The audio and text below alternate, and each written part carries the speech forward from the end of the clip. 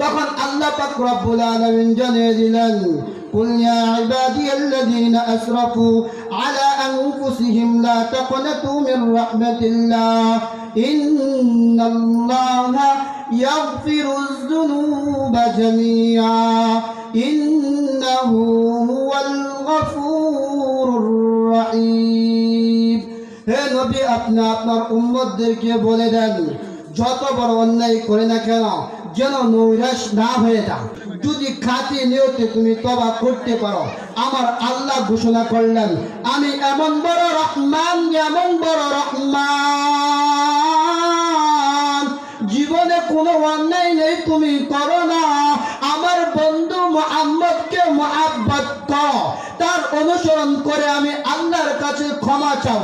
আমি আল্লাহ জীবনের সমস্ত গুনাহ খাতা মাফ করে দেব।